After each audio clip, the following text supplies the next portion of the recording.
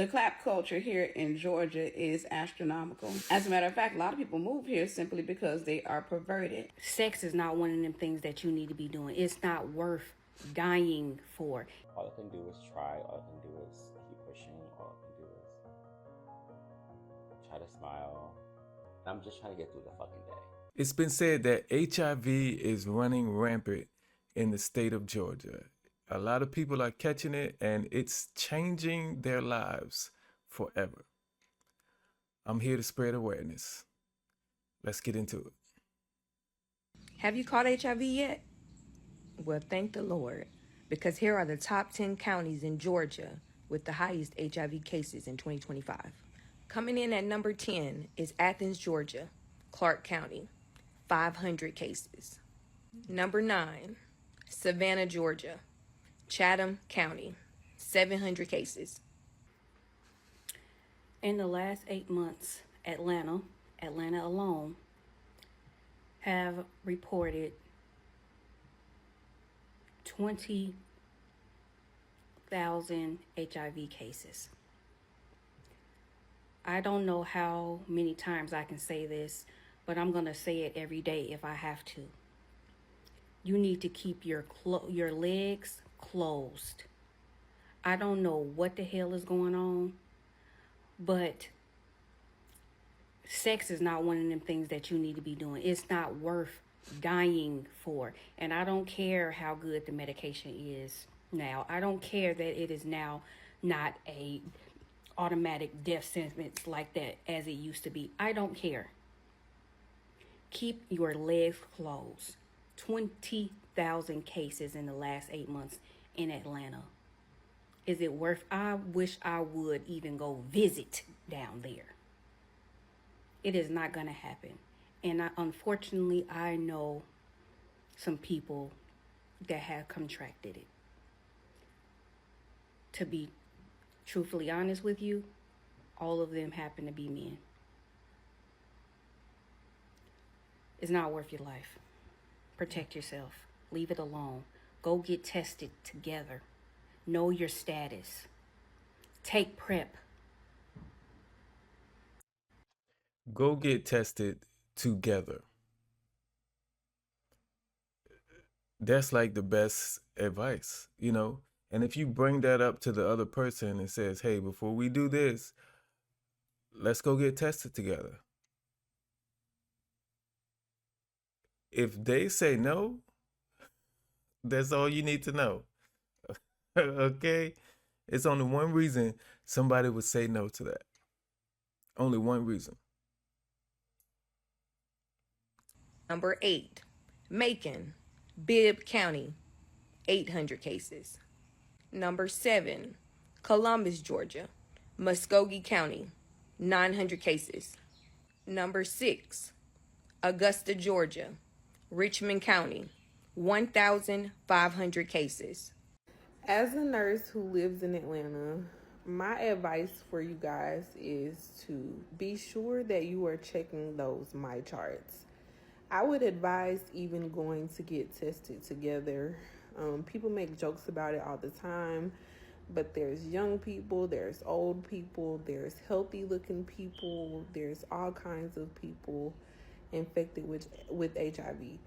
And they are not lying about the numbers. People that you would not even think, they look like you and I, completely healthy and with full-blown AIDS, okay? So my advice to you guys is to not be out here hunching people freely without knowing their status. Get your status checked. This is something to take very, very, very seriously. And y'all should not just be willing to lay down with anyone without knowing those results, because it's really real out here. And if you don't trust a nurse who's, probably seen a lot of people come in there and find out they have HIV or whatever, I mean, that's the person you should trust in this, is a nurse. I mean, I would believe everything he talk about. you know, she has nothing else to say to convince me. All she had to do is say, I'm a nurse. Okay. Let's, I'm going to take your word for it. And it's funny because I say a lot on this channel, do your own research. Don't just take anybody's word for it. But, you know, taking her word for it and being cautious is not a bad thing, because even if she's lying, even if she's not telling the truth, I'm still doing something that's going to protect me. And, that's worth it. So, but yeah. Number 5, Lawrenceville, Georgia, Gwinnett County, 2,000 cases. Number 4, Marietta, Cobb County, 2,500 cases. Number 3, Jonesboro, Georgia, Clayton County, 3,800 cases. In 8 months, 2025, 20,000 new cases of HIV in Georgia. And that's just for the people who've gotten tested. Those are the confirmed cases. Just imagine how many people are walking around here untested and unconfirmed. Just imagine the amount of people who don't know that they are positive for HIV, or worse, that they're positive for AIDS. The clap culture here in Georgia is astronomical. As a matter of fact, a lot of people move here simply because they are perverted, and the principality over this region is perversion. And you will always be drawn to the region where your sin is celebrated. Now, more than ever, you better obey the word of God if you want to live, because sinning against him is simply not worth it. You have to understand that what we're seeing is judgment in the earth. After all, the Bible says that sin, when it is finished, it brings forth death.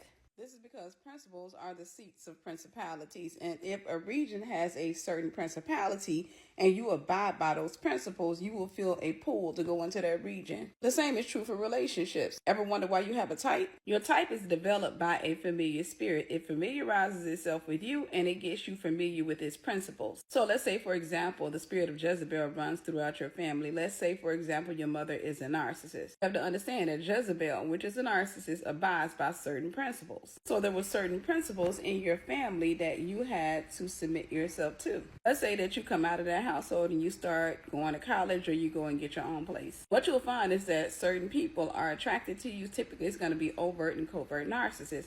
In other words, the spirit of Jezebel will keep coming after you. This is because the devil sees something in you that belongs to him, and those are the principles that you were raised under. So if your mother dominated you or your father dominated you, and you learn to be fearful and non-confrontational, a lot of times you will attract an overt narcissist. That's a dominant and assertive Jezebel. But if your parents spoiled you, allowed you to yell at them, allowed you to break things, allowed you to basically have a voice that went beyond their own voice, in many cases, you will attract a covert narcissist. That is an undercover Jezebel. This is to say, the way that you break up with a spirit is to break up with the principles. That way you break up with the principality. Hear me and hear me well. It's not worth it to go out there and allow somebody to get access to your body who is not sharing last names with you. And I know somebody's going to come in and say, well, there are married people out there that are catching the disease because one partner is cheating. One truth does not discredit the other. If we are surrendered to God, if we dwell underneath the shadow of his wings, we don't have to worry about marrying those type of people, because Satan needs a sin offering to get access. You marry those type of people when you don't follow the word of God. James 4:7 says, submit yourself to God, resist the devil, and he will flee from you. Now somebody else is going to come and say, well, I know somebody and they were abstinent all the way till they got married. And that man was out there cheating on that woman like crazy. That dude went in the woods one day with his mistress, and he must have caught a tick on him, and that tick got access to his wife,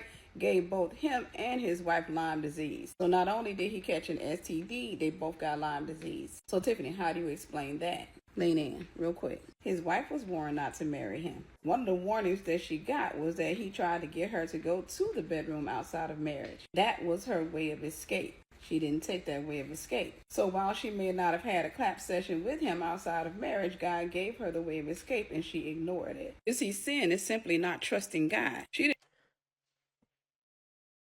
This explains a lot, because my ex-wife, ain't shit. And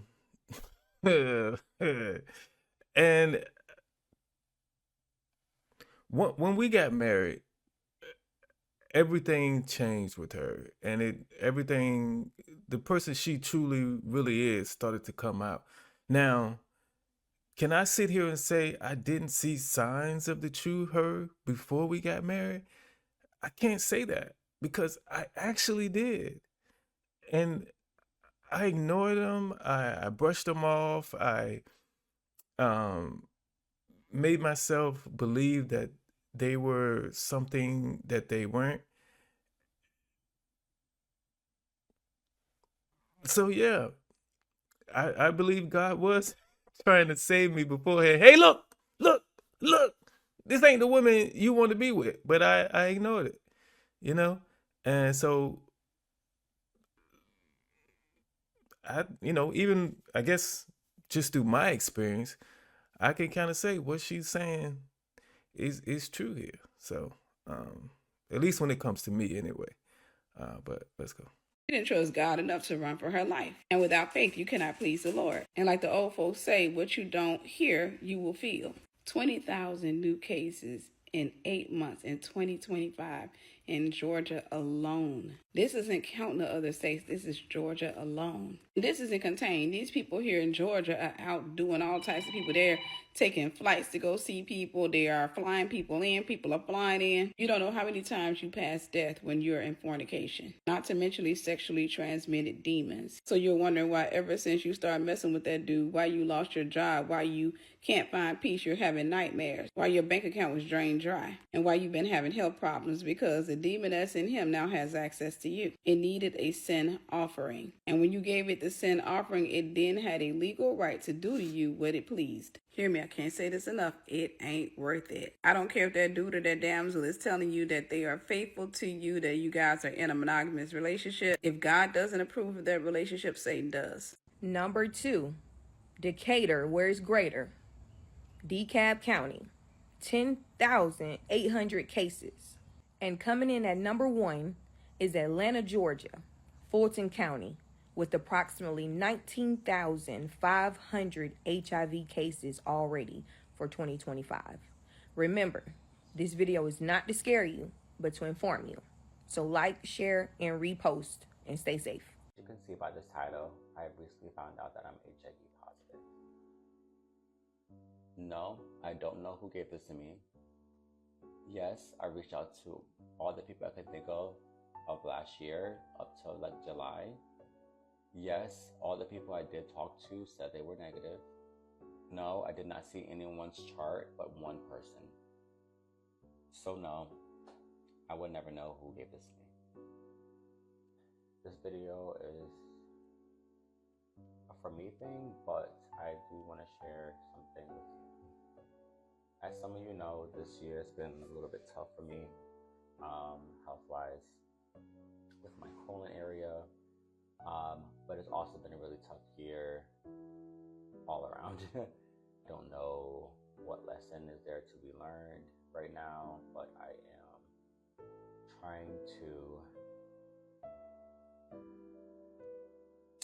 am trying to find strength.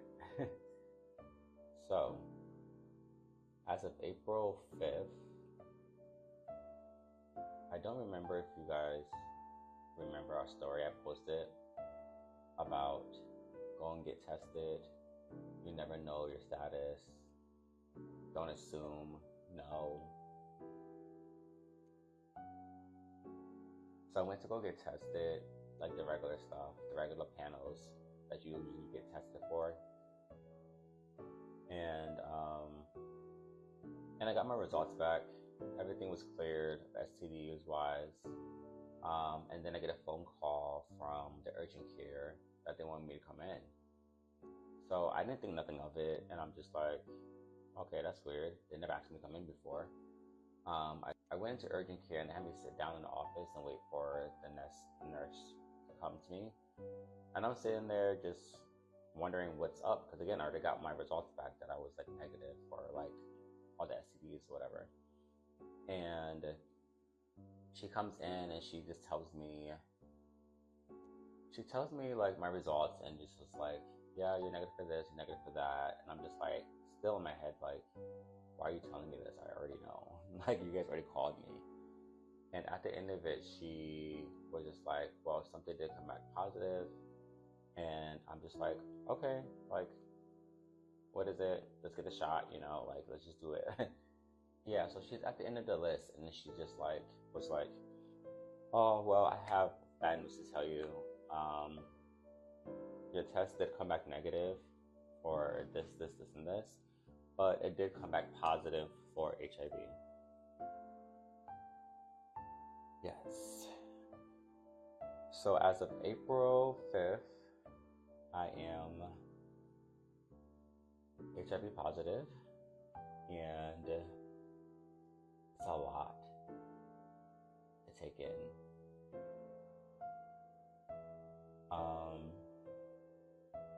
I'm just assuming to believe everyone else at this point.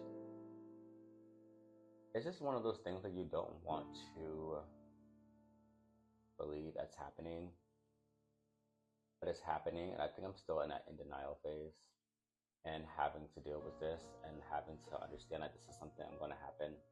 This is something that's going to be with me for the rest of my life. I think the part that's really getting me too is just like, I'm never going to know who gave this to me. But like the people who's been supporting me has been saying, like, I'm going to find out, and then what? Like, I'm going to be mad, I'm going to be upset. I can't be upset, I can't be mad. I made the decision myself too. There's nothing we can do at this point just to move forward. And I truly believe, because people don't get tested like they should, you know. And there's a possibility you might ask somebody, "Do you have anything?" They're like, "Yeah, I'm good," and they haven't been tested in 8 years, and they have something they just don't know. They just don't know. And some people are afraid to go get tested because then they're afraid to get the results like he just got. And they don't want to know. If they have something, they don't want to know they have it. And that's not a good way to live. It's not. So, if you're not getting tested, do yourself a favor and go. I can honestly say that I am just not the same. Since this diagnosis, I have changed a lot mentally. I'm not the same person 100%. I am hiding behind my in denial phase. I don't have it in me. And I feel like every day I'm trying to push, not even for myself, but for my family and friends. Because I don't have anything left. Like, I don't have an emotion right now. I can't cry anymore. It just saddens me that I'm in this situation. And it's like not even just this situation. I feel like this year it's been one thing after another, after another, after another. And again, I don't know what test he's trying to pull, but I don't have it. I'm not your strongest soldier. I will say, as of May 30th, I am now officially undetectable. Hey guys, so it's 12:32 and it's May 30th. And I'm just finding out right now that I'm undetectable. And it's a state of like happiness / like, it's a lot. And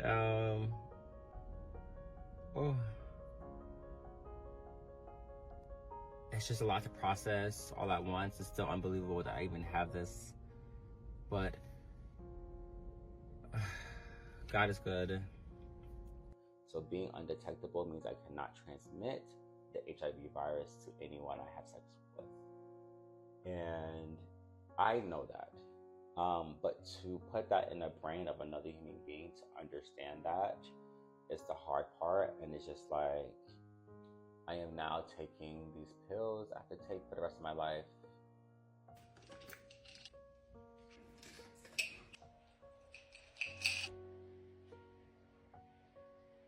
And I think the only time I really am not in an in denial state is when I have to take those pills. Because that's a constant reminder that I am living with something. And that is hard. I definitely do need therapy at this moment because I am breaking down inside and I don't know how to move with this and with any other news. I don't know how to get back into the dating pool because it's like, will anybody want me? Fortunately, like, this world is ignorant and people are not educated enough to know that you can still have a healthy relationship with someone who is undetectable. But like, who wants to be with somebody who's undetectable, you know? And I get it, like, I get it. It doesn't matter who you are, how cute you are, personality type, any of that. Like, some people just see that you have HIV and they run away. I just got my first, I wouldn't say rejection, but rejection because of my status. It's not fun. So that part is like, I can do whatever I can to be the best person for you, and you will just see me as a status, and that shit is like, I don't know if I can do that for the rest of my life. First of all, I just want to say respect to him because, like I said, like he said, it's hard for him to get back in to the dating pool, and he lets people know up front. Probably, I don't know how early. I don't know at what point he opens up to people and tells them his status, but that's very big of him, because there are a lot of people out here who will know and not tell you anything. And you basically have to ask the right questions. You also have to get tested with the person before any sex happens. Before. I know sometimes things happen unexpectedly. We get in that mood, and we forget about protecting ourselves, and we can't do that. Not in today's day and age. We cannot do that. All right, let's go. I need support of how I need to move with rejection, because that's going to be something I'm going to have to deal with, and having to be strong within that. I don't know how to. I don't know. All I can do is try. All I can do is keep pushing. All I can do is try to smile. I'm just trying to get through the fucking day. I'm just trying to get through the day. It's like I have so many thoughts, but I don't know how to express it anymore. I've lost the person who I was. I know he's in there somewhere, but I have no motivation, no determination to do anything anymore, but to work and go home. And my friends trying to get me out the house and like we can like celebrate life and stuff. But I'm not dancing. I'm not doing what I came here to do. I think I need to say all this to go through my journey for people who are going through the same thing, or people who are just listening and want to support and help me through this time. You are free to come help. I just need a hug.